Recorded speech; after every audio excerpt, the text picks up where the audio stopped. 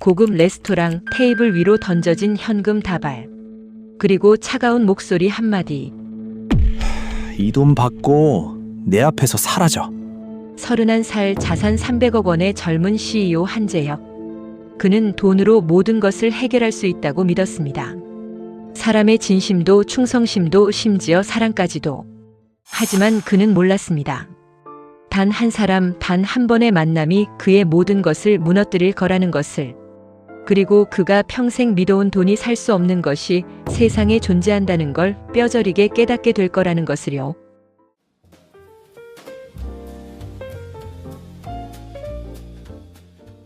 한재혁의 사무실은 서울 강남 한복판 63층에 있었습니다. 창밖으로 내려다 보이는 도시의 불빛들. 그중 상당수가 재혁의 것이거나 재혁의 돈이 흐르는 곳이었어요. 31살의 자수성가한 IT 기업 CEO. 10년 만에 스타트업을 상장 기업으로 키워낸 사람. 재벌가 출신도 아니었습니다. 오히려 그 반대였죠. 재혁은 가난한 집에서 태어났어요. 아버지는 사업 실패 후 빚을 남기고 떠났고 어머니는 재혁이 10살 때 병으로 돌아가셨습니다. 친척집을 전전하며 자랐어요. 재혁아, 밥 먹을 때는 눈치 좀 봐라. 공짜로 먹여주는 거야. 학원? 내가 무슨 학원을 가? 돈이 어디서 나오는데? 어린 재혁은 매일 밤 이불 속에서 주먹을 쥐었습니다. 크면 돈을 많이 벌어야지. 그래야 아무한테도 안 당한다. 중학교 때부터 신문 배달을 했어요. 고등학교 때는 야간 편의점에서 일했습니다. 대학은 장학금으로 겨우 들어갔고 4년 내내 아르바이트와 학업을 병행했어요. 그 과정에서 재혁은 한 가지를 배웠습니다. 세상은 냉정하다는 것. 돈 없으면 무시당하고 돈 있으면 대접받는다는 것. 그래서 재혁은 결심했어요. 절대 약해지지 않겠다고. 절대 감정에 휘둘리지 않겠다고. 오직 돈, 성공, 그것만이 목표였습니다. 대학 졸업 후 재혁은 IT 스타트업을 창업했어요. 처음엔 작은 앱 개발 회사였습니다. 하지만 재혁은 달랐어요. 남들이 쉬는 시간에 일했고 남들이 노는 시간에 공부했습니다. 밤을 새우는 건 기본이었고 주말이란 개념이 없었어요. 3년 만에 대박 앱을 만들어냈고 투자가 몰려들었습니다. 5년 후에는 상장했고 재혁의 자산은 300억 원이 넘었어요. 하지만 그 과정에서 재혁은 변했습니다. 돈을 벌수록 성공할수록 더 냉정해졌어요. 사람을 볼 때도 계산기를 두드렸습니다. 이 사람은 나한테 얼마나 도움이 될까? 이 관계는 나한테 얼마나 이익을 가져다 줄까? 직원들도 마찬가지였어요. 실적 안 나오면 나가는 거예요. 회사는 자선단체가 아닙니다. 냉정했습니다. 합리적이었어요. 그리고 그것이 성공의 비결이라고 믿었습니다. 어느 가을 저녁이었습니다. 재혁은 거래처 사장과 고급 레스토랑에서 식사를 했어요. 계약을 성사시킨 자축의 자리였습니다. 식사를 마치고 나오는데 레스토랑 입구에서 한 여자가 삐라를 나눠주고 있었어요. 20대 중반쯤 되어 보이는 여성이었습니다. 낡은 패딩을 입고 손이 시렵게 빨개진 채로 실종자를 찾습니다. 혹시 이 사람 보신 분 계시면? 재혁은 그냥 지나치려 했어요. 하지만 여자가 재혁 앞을 막아섰습니다. 죄송하지만 이 사진 좀 봐주실 수 있으세요? 재혁이 짜증 섞인 목소리로 말했어요. 바쁩니다. 1초만요. 제발요. 여자가 사진을 내밀었습니다. 60대쯤 되어 보이는 남자 사진이었어요. 제 아버지세요. 치매가 있으신데 일주일 전에 집 나가신 후로. 경찰에 신고하세요. 재혁이 차갑게 말하고 지나쳤습니다. 뒤에서 여자의 목소리가 들렸어요. 신고했어요. 근데 치매 노인 실종이 워낙 많아서. 제발 한 번만 봐주세요. 재혁은 돌아보지 않았습니다. 운전기사가 기다리고 있는 차에 올라탔어요. 저런 사람들 왜 저기서 민폐를 부리는 거야? 재혁의 중얼거림에 기사는 아무 대답도 하지 않았습니다. 차는 재혁의 펜트하우스로 향했어요. 100평이 넘는 공간, 최고급 가구와 인테리어. 하지만 집에 들어서는 순간 텅 빈 느낌이 들었습니다. 재혁은 소파에 앉아 위스키를 마셨어요. 혼자였습니다. 늘 혼자였어요. 친구? 없었습니다. 필요 없다고 생각했으니까요. 연인? 사귀어 본 적은 있었지만 오래 가지 못했어요. 오빠는 사람을 사랑할 줄 몰라. 계산만 하잖아. 마지막 여자친구가 떠나며 했던 말이 떠올랐습니다. 재혁은 잔을 한 입 비웠어요. 계산이 뭐가 나쁜데. 세상이 원래 그런 거지. 3일 후 회사에서 임원 회의가 있었습니다. 신규 프로젝트에 대한 투자 건이었어요. 이 프로젝트는 수익성이 불확실합니다. 재혁이 서류를 책상에 던졌어요. 하지만 대표님, 이건 사회적 가치가 있는. 사회적 가치로 밥 먹고 삽니까? 돈이 안 되면 의미 없어요. 임원들이 입을 다물었습니다. 재혁은 차가운 눈빛으로 회의실을 둘러봤어요. 여러분, 우리가 자선단체인 줄 착각하시면 안 됩니다. 수익이 최우선이에요. 회의가 끝나고 비서가 조심스럽게 말했습니다. 대표님, 오늘 오후에 봉사활동 일정이 취소하세요. 하지만 이미 언론에 공지가. 그럼 대신 누구 보내요? 나는 시간 없어. 재혁에게 봉사활동은 이미지 관리용일 뿐이었습니다. 진심으로 한 적이 없었어요. 그날 저녁 재혁은 고급 스테이크 하우스에서 혼자 저녁을 먹었습니다. 테이블에는 와인과 스테이크가 놓여 있었어요. 주변 테이블에는 연인들, 가족들이 웃으며 이야기를 나누고 있었습니다. 재혁은 그들을 보며 생각했어요. 저런 것들이 다 가식이지. 돈 떨어지면 금방 변해. 식사를 마치고 나오는데 또 그 여자였습니다. 일주일 전 레스토랑에서 봤던 실종자 삐라를 나눠주던 여자. 이번에는 더 초췌해 보였어요. 눈 밑에 다크서클이 짙었고 목소리도 쉬어 있었습니다. 혹시 이분 보신 적 있으세요? 제발. 재혁은 또 지나치려 했어요. 하지만 이번엔 여자가 재혁의 팔을 잡았습니다. 손 떼요. 재혁의 목소리가 차갑게 떨어졌어요. 죄송해요. 근데 정말. 제발 한 번만 봐주세요. 아버지가. 여자의 눈에서 눈물이 흘렀습니다. 재혁은 짜증이 났어요. 주머니에서 지갑을 꺼냈습니다. 그리고 5만 원권 몇 장을 꺼내 여자에게 던지듯 내밀었어요. 이거 받고 그만하세요. 귀찮게. 여자가 돈을 보더니 고개를 저었습니다. 돈이 필요한 게 아니에요. 그냥 한 번만 사진을 봐주시면. 시간이 돈이에요. 이게 내 5분 값이니까 받으세요. 재혁은 돈을 여자 발치에 떨어뜨리고 가버렸습니다. 뒤에서 여자가 무릎 꿇고 돈을 줍는 소리가 들렸어요. 하지만 재혁은 돌아보지 않았습니다. 차에 타며 기사에게 말했어요. 저런 사람들 때문에 이 동네 이미지가 떨어지는 거야. 기사는 백미러로 재혁을 잠깐 봤지만 역시 아무 말도 하지 않았습니다. 그날 밤 재혁은 펜트하우스로 돌아왔습니다. 샤워를 하고 침대에 누웠어요. 잠이 오지 않았습니다. 이상하게 그 여자의 얼굴이 떠올랐어요. 눈물 흘리던 모습, 무릎 꿇고 돈을 줍던 모습. 재혁은 고개를 저었습니다. 내가 왜 저런 걸 신경 써? 하지만 잠은 쉽게 오지 않았어요. 새벽 3시가 되어서야 겨우 잠들었습니다. 다음 날 아침 회사에 출근한 재혁은 비서에게 물었어요. 요즘 실종자 찾기 캠페인 같은 거 우리 회사에서 하는 거 없어요? 아, 그런 건 없는데 혹시 하시려고요? 아니, 그냥 물어본 거예요. 재혁은 고개를 저으며 사무실로 들어갔습니다. 하지만 하루 종일 집중이 안 됐어요. 이상했습니다. 이런 적이 없었는데. 저녁 무렵 재혁은 결국 차를 몰고 그 레스토랑 앞으로 갔습니다. 혹시 그 여자가 또 있을까 해서였어요. 하지만 여자는 보이지 않았습니다. 재혁은 차 안에서 한참을 기다렸어요. 30분 1시간. 결국 여자는 나타나지 않았습니다. 재혁은 허탈하게 웃으며 차를 돌렸어요.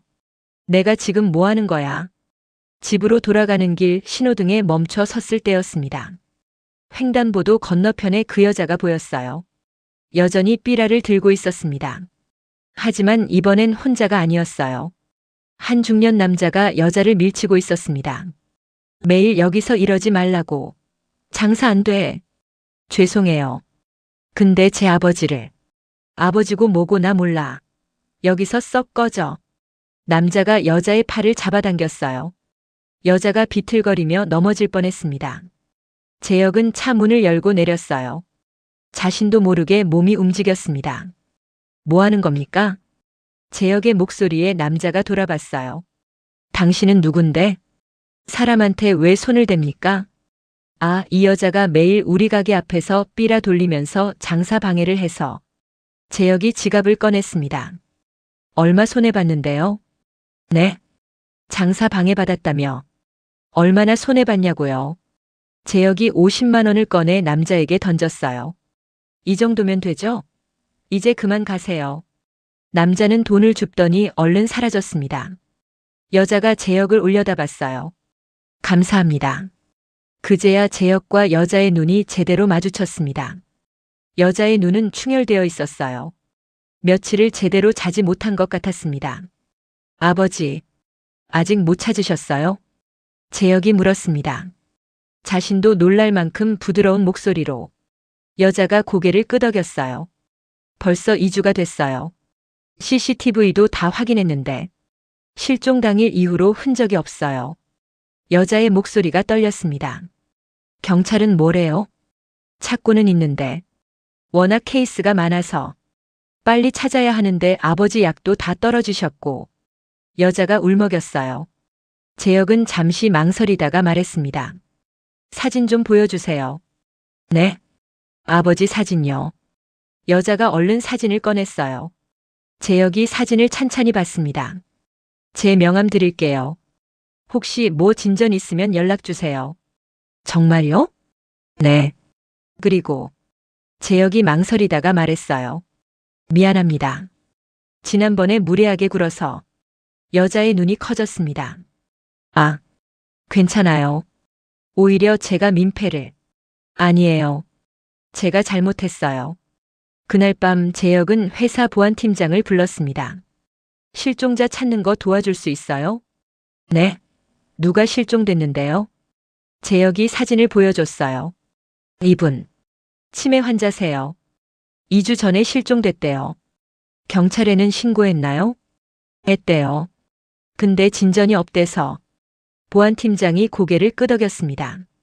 CCTV 네트워크 접근해서 찾아볼게요. 시간 좀 걸릴 수 있습니다. 최대한 빨리 부탁합니다. 3일 후 보안팀장에게서 연락이 왔어요. 대표님 찾았습니다. 정말요? 네. 경기도 의정부 쪽 CCTV에 찍혔어요. 한 경로당 근처에서 배회하는 모습이 보이더라고요. 재혁은 즉시 여자에게 연락했습니다. 저, 혹시 아버지 찾으셨어요? 아니요. 아직. 의정부 쪽 확인해 보세요. 제가 위치 보내드릴게요. 네. 어떻게? 일단 가보세요. 빨리요. 재혁은 주소를 문자로 보냈어요. 이 시간 후 여자에게서 전화가 왔습니다. 울음 섞인 목소리였어요. 찾았어요. 아버지 찾았어요. 정말 감사합니다. 다행이네요. 어떻게 찾으신 거예요? 그냥 제가 할 수 있는 방법이 있어서요. 정말 감사합니다. 평생 잊지 않을게요. 전화를 끊고 재혁은 창밖을 바라봤습니다. 가슴 한쪽이 따뜻해지는 느낌이었어요. 돈을 벌었을 때의 쾌감과는 다른 낯선 감정이었습니다. 일주일 후 재혁의 사무실로 택배가 하나 왔어요. 여자가 보낸 것이었습니다. 안에는 손편지와 함께 직접 만든 것 같은 쿠키가 들어있었어요. 편지를 읽었습니다. 대표님께 정말 감사합니다. 아버지를 찾을 수 있었던 건 대표님 덕분이에요. 보답하고 싶지만 제가 드릴 수 있는 게 이것밖에 없네요. 아버지가 좋아하시던 쿠키 레시피로 만들어 봤어요. 맛있게 드세요. 마이너스 서유진 드림. 재혁은 쿠키 하나를 입에 넣었어요. 달콤했습니다. 그리고 왠지 모르게 눈가가 뜨거워졌어요. 이상했습니다. 300억 원을 벌었을 때도 눈물이 나오지 않았는데 단돈 5천 원도 안 될 쿠키를 받고 눈가가 촉촉해지다니. 재혁은 편지를 다시 읽었습니다. 보답하고 싶지만 제가 드릴 수 있는 게 이것밖에 없네요. 재혁은 문득 깨달았어요. 이 여자는 돈이 없어도 감사를 표현할 줄 알았습니다. 진심을 담을 줄 알았어요. 반면 재혁은 돈만 있었습니다. 하지만 감사할 줄도 진심을 담을 줄도 몰랐어요. 재혁은 그날 밤 오랜만에 스스로에게 질문했습니다. 나는 지금 행복한가? 대답은 나오지 않았어요. 한 달 후 재혁은 서유진을 다시 만났습니다. 커피숍에서였어요. 유진은 재혁을 보자마자 환하게 웃었습니다. 대표님, 정말 다시 한번 감사드려요. 아버지는 괜찮으세요? 네. 이제 요양원에 계세요. 전문적으로 케어받으시니까 많이 안정되셨어요. 다행이네요. 커피를 마시며 둘은 이야기를 나눴어요. 유진은 자신의 이야기를 들려줬습니다. 아버지가 치매에 걸리고 일을 그만둬야 했던 것. 하루하루 살아가기가 힘들었던 것. 하지만 포기하지 않았던 이유는 아버지 때문이었다고. 아버지가 저를 키우시느라 얼마나 고생하셨는데요. 이제는 제가 아버지를 돌볼 차례죠. 유진이 환하게 웃으며 말했어요. 재혁은 그 웃음을 보며 생각했습니다. 이 여자는 자신보다 훨씬 가난했어요. 하지만 자신보다 훨씬 행복해 보였습니다. 대표님은 가족이 안 계세요? 유진의 질문에 재혁이 잠시 멈칫했어요. 없습니다. 아, 죄송해요. 괜한 질문을. 괜찮아요. 어릴 때 다 돌아가셨어요. 힘드셨겠어요. 유진의 눈빛이 진심으로 안타까워 보였어요. 그래서 그렇게 혼자 사시는 거예요? 네. 익숙해요. 외롭지 않으세요? 그 질문에 재혁은 대답하지 못했습니다. 외로운가? 생각해 본 적이 없었어요. 아니, 생각하지 않으려 했었죠. 사람은 혼자 못 살아요. 유진이 조용히 말했습니다. 저도 혼자였으면 아버지 못 찾았을 거예요. 대표님 같은 분이 도와주셔서 찾은 거죠. 재혁은 커피잔을 내려놓았어요. 서유진 씨. 네. 저. 다시 일할 생각 없어요? 우리 회사에서 일해보는 거요. 유진이 놀란 눈으로 재혁을 봤습니다. 저요? 근데 저는 특별한 스펙도 없는데. 상관없어요. 성실하고 진심이 있으면 돼요. 재혁이 처음으로 스펙이 아닌 사람을 보고 채용을 제안하는 순간이었습니다. 유진은 재혁의 회사에서 일하기 시작했어요. 처음에는 단순한 업무를 맡았습니다. 하지만 유진은 특별했어요. 동료들을 챙기고 작은 일에도 감사할 줄 알았습니다. 과장님, 커피 사왔어요. 요즘 야근 많이 하시잖아요. 팀장님, 이거 제가 도와드릴까요? 직원들이 하나둘 유진을 좋아하기 시작했어요. 재혁은 그 모습을 지켜봤습니다. 그리고 깨달았어요. 자신이 그동안 놓쳤던 것이 무엇인지. 진심, 배려, 감사.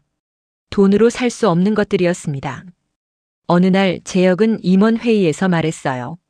다음 분기부터 회사 수익의 일부를 사회환원에 쓰겠습니다. 임원들이 술렁였습니다. 대표님, 그게 수익성은 중요합니다. 하지만 그게 전부는 아니에요. 재혁의 목소리가 단호했어요. 우리가 번 돈의 일부는 사회로 돌아가야 합니다. 그게 제대로 된 기업이에요. 회의가 끝나고 비서가 놀란 얼굴로 물었습니다. 대표님, 무슨 일 있으세요? 갑자기. 아니, 늦었지만 이제라도 깨달은 거지.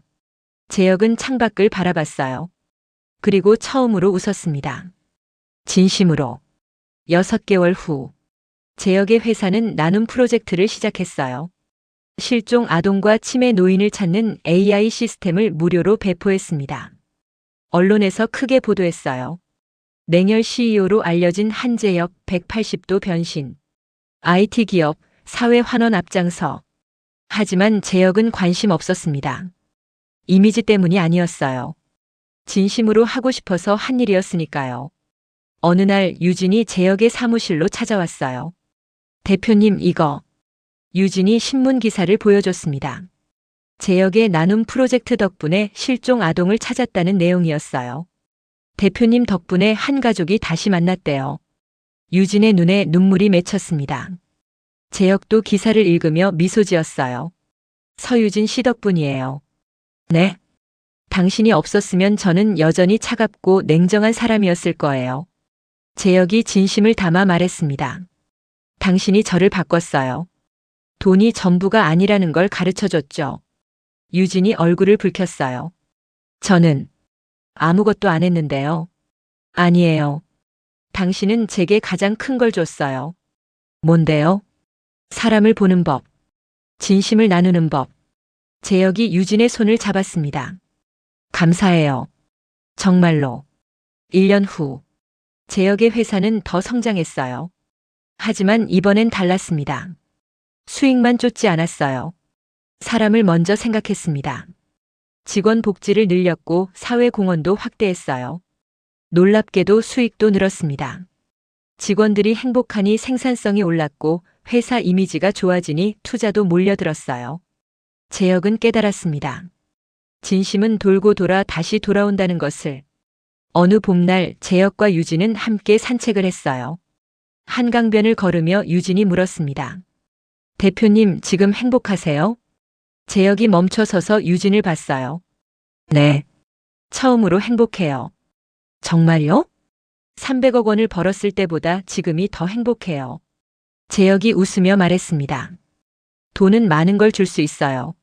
하지만 행복은 주지 못하더라고요. 유진이 고개를 끄덕였어요. 행복은 사람과 함께 있을 때 오는 거죠. 두 사람은 한참을 걸었습니다. 석양이 한강 위로 지고 있었어요. 재혁은 생각했습니다. 과거의 자신에게 말해주고 싶었어요. 돈만 쫓지 말라고. 사람을 먼저 보라고. 진심을 나누라고. 그게 진짜 성공이라고. 그로부터 3년 후, 한재혁은 여전히 회사를 경영하고 있었습니다. 하지만 이제는 직원들이 따뜻한 CEO라고 불렀어요. 회사 로비에는 이런 문구가 걸려 있었습니다. 사람이 먼저, 이익은 그 다음. 그리고 그의 옆에는 서유진이 있었습니다. 이제는 아내로서. 둘은 함께 재단을 만들어 실종자 찾기 프로젝트를 운영했어요. 수많은 가족이 다시 만날 수 있었습니다. 어느 날 재혁은 유진에게 물었어요. 여보, 나 많이 변했죠? 엄청 변했죠. 예전엔 돈밖에 몰랐잖아요. 유진이 장난스럽게 웃었습니다. 미안해요. 처음에 무례했던 거. 괜찮아요. 지금의 당신이 있으니까요. 유진이 재혁의 손을 꼭 잡았어요. 그때 당신이 아버지를 찾아준 게 제 인생 최고의 행운이었어요. 재혁이 고개를 저었습니다. 아니에요. 내가 당신을 만난 게 내 인생 최고의 행운이에요. 두 사람은 웃으며 포옹했습니다. 창밖으로 서울 야경이 펼쳐져 있었어요. 여전히 화려한 불빛들. 하지만 이제 재혁에게 그 불빛은 전부가 아니었습니다. 진짜 빛은 옆에 있는 사람에게서 나오는 것이니까요. 돈은 많은 것을 살 수 있습니다. 하지만 사람의 진심은 살 수 없어요. 행복도 사랑도 감사도 살 수 없습니다. 진짜 부자는 돈이 많은 사람이 아니라 사람을 소중히 여길 줄 아는 사람입니다. 여러분은 오늘 누군가에게 진심을 나눴나요? 작은 감사라도 표현했나요? 그게 진짜 부자가 되는 첫걸음입니다. 오늘 사연은 여기까지입니다. 평안한 시간 되세요. 함께 해주셔서 고맙습니다.